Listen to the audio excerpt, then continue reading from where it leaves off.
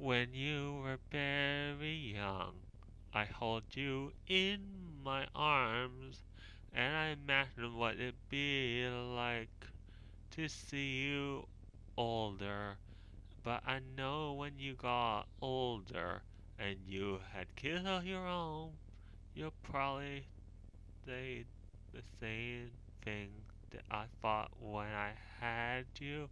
Oh, I watched you grow up right before my eyes, and soon you'll be a grown, and soon you'll be saying goodbye.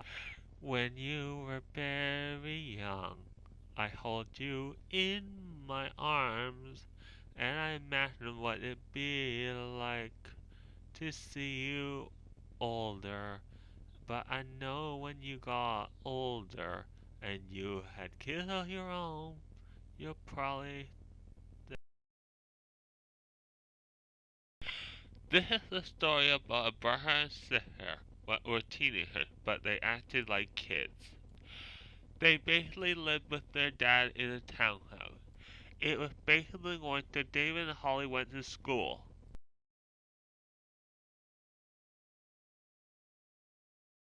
School was finished for the day, so David and Holly went home. When David and Holly were walking home from school, they ran to Dennis, and Dennis said, "What's up, dorks?" David said, "I'm not a dork." Dennis said, "That's because you dress like one. I dare you to go to the house there." David said, "What's gonna make me?" Dennis said, "I'll give you a pink belly if you don't." David said, "Okay, I'll do that." David said to Dennis, "What do I have to do when I'm in the house?" Dennis said, "You have to look for a plate." David said, "Okay." Holly said to Dennis, "Why are you always picking on us?" Dennis said, "That's because you're dorks." Holly said, "I'm not a dork." Dennis said, "Yeah, you are." David was in the house looking for the plate, and he thought maybe it's in the kitchen. I'll go and look. But then suddenly he heard a sound. Chris said, "Hey kid, what are you doing in my house?" David said, "Someone dared me." Chris said, "Well, I already called the cops." David said, "I didn't mean to. Someone dared me." Someone said, Chris said, "Too bad."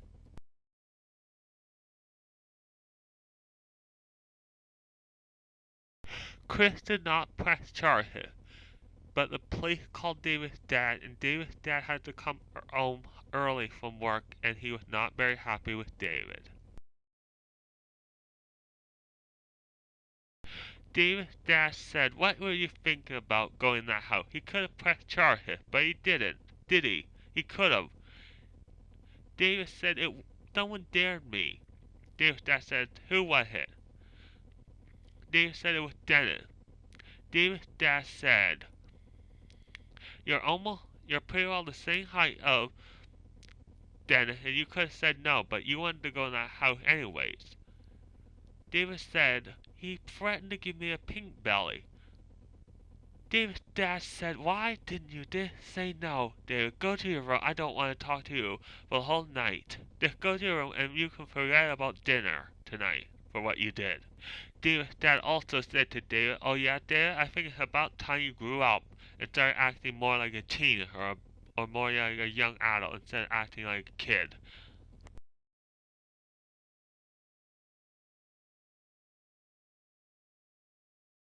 David was very upset because his dad yelled at him for what he did. Holly came into David's room and said, "I still like kids thinking in a hundred teen her." David said, "I like kids thinking too in a hundred teen her." Holly said, "Why don't you open your door to your balcony and we could sit out there?" David said, "Okay." Holly said to David, "Isn't it weird that your balcony opens up to the front hallway, but you don't actually have a window to the outside?" David said, "Yeah." Holly said, "Do you remember that song our mom used to sing to us when we were younger, before she died?" David said, "Yeah, I do remember." Holly said, "How about we sing it right now?" David said, "Okay."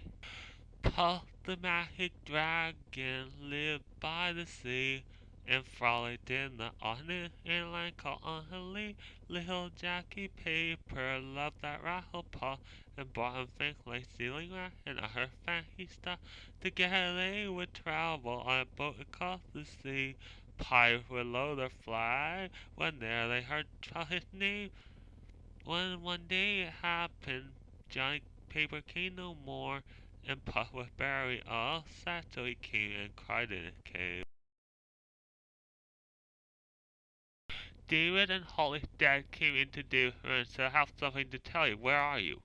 David said, I'm on my balcony. Holly said, I'm on David's balcony too. David and Holly's dad said to David, I'm sorry I got mad at you, but I have a perfect solution. You're going to come and work for me at my law firm, and so will you, Holly. David and Holly said, okay.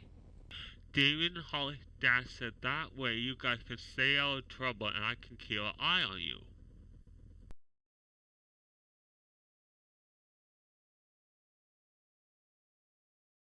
It was basically the next day, and David and Holly went to school. But at the end of the school was finished, someone was there to pick David and Holly up to take them to their father's law firm.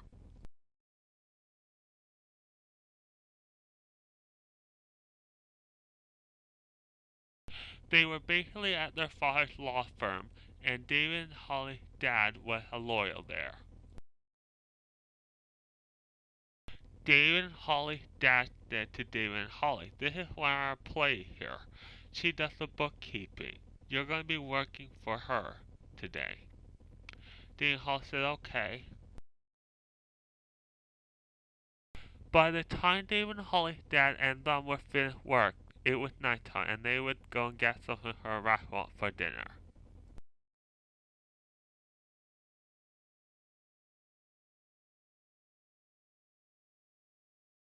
Coming out a really cool music video.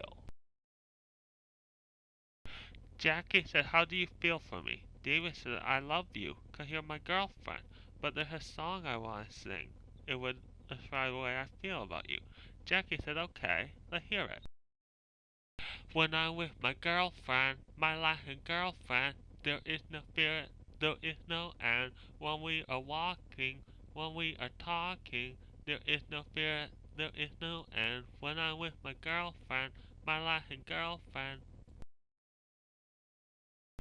When you were very young, I held you in my arms, and I imagined what it'd be like to see you older.